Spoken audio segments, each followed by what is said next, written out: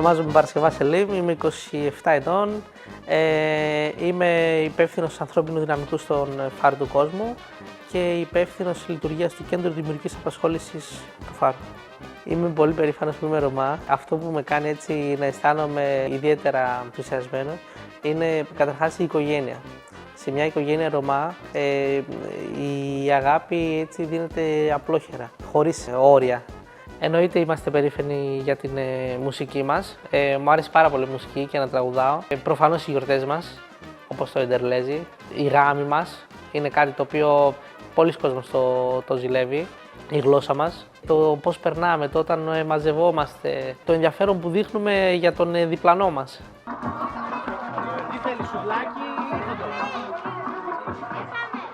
Εγώ ονομάζομαι Σταύρος Γιουβάνης, σπουδάζω οικονομικά στο Πανεπιστήμιο Μακεδονίας. Είμαι εκπαιδευτής ανθρωπίνων δικαιωμάτων, μέλος του Φάρου του Κόσμου και πλέον εκπαιδευτής και στο ΚΔΑ που έχουμε δημιουργήσει για τα παιδιά μας εδώ του Δεδροποτάμου. Στο κομμάτι της ένταξης και της συμπερίληψης των Ρωμά, η μόνη λύση είναι η εκπαίδευση. Και εμείς το έχουμε καταλάβει. Και αφού το έχουμε καταλάβει, προσπαθούμε να το δουλέψουμε. Η σωστή συμπερίληψη και αυτή που, κατά τη γνώμη μου, είναι ιδανική, είναι να προσαρμόζεσαι στην κουλτούρα και στη ταυτότητα του κάθε πολίτη που μπορεί να βρίσκεται μέσα στη χώρα σου. Αυτό που θα άλλαζε τις γειτονιές τις δικές μας θα ήταν η εκπαίδευση σε πολλά πράγματα. Από τη φύση μας, σαν άνθρωποι και έως και σήμερα, οι άνθρωποι ασχολούνται με τα μέταλλα, με την γη, με τις καλλιέργειες, με ό,τι έχει να κάνει πάνω σε αυτό το αντικείμενο. Και οι Ρωμά είναι αυτοί που αγαπάνε περισσότερο τη γη από όλους μας, γιατί τους δίνει το φαγητό μέχρι και σήμερα. Οι πρώτοι άνθρωποι που κάναν ανακύκλωση στην Ελλάδα ήταν οι Ρωμά. Και κάνουν κιόλας, έτσι, παγιατζής.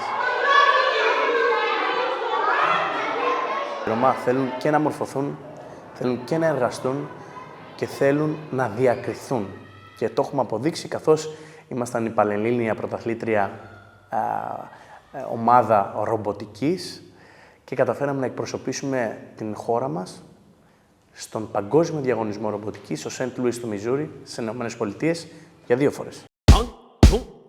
Έχει κάνει έτσι μια μεγάλη διαφορά στο να εκπροσωπήσουν την Ελλάδα, παιδιά Ρωμά, σε παγκόσμιο διαγωνισμό ρομποτικής.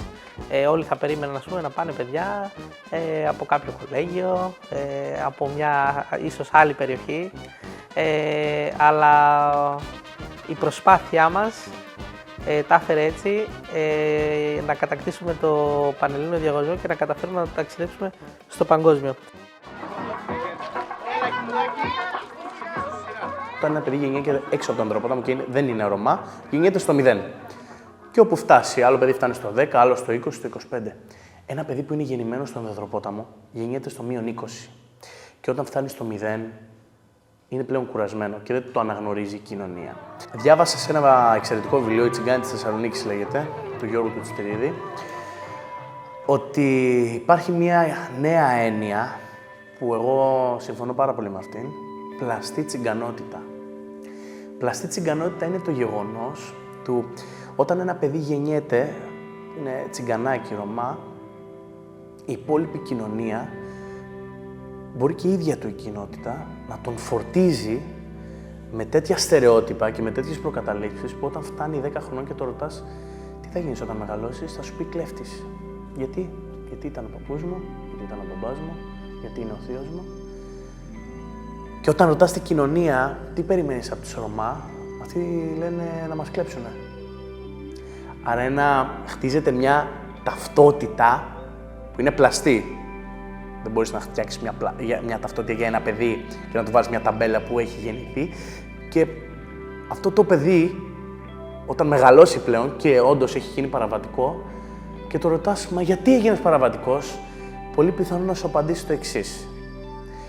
Αν δεν κλέψω εγώ, ποιος θα κλέψει? Εγώ είμαι Ρώμα.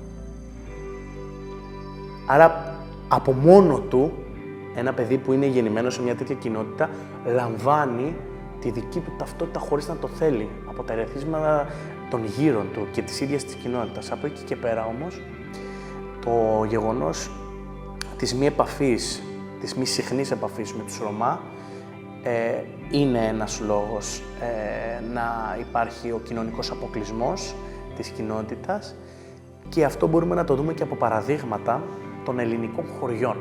Στα ελληνικά χωριά, τη δεκαετία του 80 και του 90, αν ρωτήσουμε τους παππούδες και τις γιαγιάδες μας, οι περισσότεροι θα μας πούνε «Οι Ρωμά, οι καλύτεροι άνθρωποι, τους είχα, εγώ τους μεγάλωσα». Γιατί οι Ρωμά πήγαιναν και ήταν εγκατεστημένοι στα χωριά, οπότε ήταν γείτονες με όλους. Και τα παιδιά αυτών των παππούδων είναι αυτοί που είναι πιο ανεκτικοί με τους Ρωμά. Εάν δεν ήμασταν σε εγκυτοποιημένες περιοχές, θα ήταν διαφορετικά τα πράγματα. Γιατί όταν μεγαλώνεις, εγώ όταν έχω μεγαλώσει σε μια περιοχή όπου δεν βλέπεις τον έξω κόσμο και βλέπεις συνήθειες και ανθρώπους να κινούνται με ένα συγκεκριμένο τρόπο, θεωρείς ότι το απόλυτο φυσιολογικό είναι αυτό. Ότι και εγώ όταν μεγαλώσω αυτό θα κάνω. Και εγώ όταν φτάσω στα 20 χρονών, κάποια στιγμή θα καταλήξω στη φυλακή. Όταν δηλαδή εμείς πήγαμε στην Αμερική και γυρίσαμε, η υπόλοιπη κοινότητα, οι γονείς των παιδιών, ξυπνούσαν τα παιδιά τους από το σχολείο, για σχολείο και έλεγαν «Ξύπνα να δεις που πήγε το παιδί του Δημήτρη, μπαμπάς μου».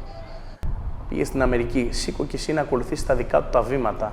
Ήμασταν δηλαδή το role model που λένε, ας πούμε, πολλές κοινωνικές μελέτες.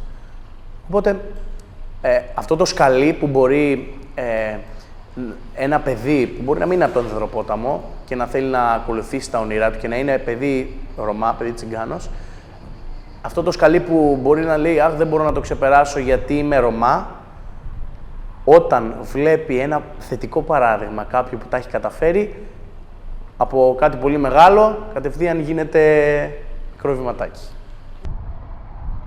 Λείπει από τις γειτονιές μας αυτό το πράγμα. Αυτοί οι άνθρωποι που θα έρθουν και θα πούνε «Ψάχνω, ας πούμε, για την τάδε περίοδο ανθρώπους που θα έρθουν να μαζέψουμε τις ντομάτες». Στις γειτονιές, άμα βγούμε και μιλήσουμε με ανθρώπους, θα δείτε ότι πάρα πολλοί άνθρωποι είναι πρόθυμοι να δουλέψουν. Έχουμε πολλά παραδείγματα της γειτονιάς μας, της περιοχής του Δεδροποτάμου, που όταν βγαίνουν τα παιδιά έξω για εργασία και ζητάνε εργασία, η αντίδραση είναι αρνητική και τους απορρίπτουν, μόνο και μόνο επειδή είναι από το Δεδροπόταμο. Καταλαβαίνουμε ότι το να γεννιέσαι στον Δεδροπόταμο γεννιέσαι με μια ταμπέλα και ο κοινωνικός αποκλεισμός θα υπάρχει στην ζωή σου. Από εκεί και πέρα ο κάθε άνθρωπος χτίζει τη δική του προσωπικότητα, το δικό του χαρακτήρα και εμείς είμαστε εδώ για να βοηθήσουμε σε αυτό και για να παλέψουμε για τα ίσα δικαιώματα στο κομμάτι και της εργασίας, που σημαίνει ότι πρέπει να έχεις όλα τα εφόδια για να εργαστείς, αλλά πρέπει και η κοινωνία να είναι έτοιμη να δεχτεί έναν Ρωμά, ένα Τσιγκάνο στη δουλειά του. Και αυτό το έχουμε δει σε πολλές αγγελίες, έτσι, στο Facebook, ξέρω εγώ, από εδώ και από εκεί. Ψάχνουμε εργάτη γη, παρακαλώ να μην είναι Ρωμά. Θεωρώ ότι μετά από αυτό οι άνθρωποι αναγκάζονται και κάνουν πράγματα που δεν θα έπρεπε να κάνουν.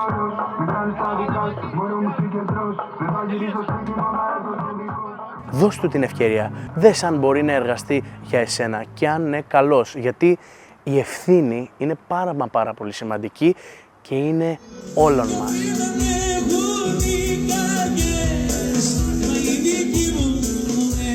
Το TikTok στις γειτονιές μας έχει σώσει κόσμο από κατάθλιψη, επειδή κυριαρχεί ο αναλφαβητισμός στις γειτονιές μας και είναι μια πλατφόρμα πολύ εύκολη. Μπορεί, ας πούμε, το 70% να μην έχει Facebook, Instagram και να έχει μόνο το TikTok. Που θα μπει, θα δει, ας πούμε, 5 βιντεάκια που θα μπορεί να κάνει ένα χαρακτηρισμό, ένα σχόλιο, ας πούμε, με φατσούλα κτλ. Πολύ εύκολα και θα ανεβάσει και το δικό του περιεχόμενο. Μέσα από αυτό βγαίνουν και στον υπόλοιπο κόσμο. Γνωρίζει ο κόσμος καλύτερα την τσιγκάνικη κουλτούρα, τα ήθη και τα έθιμα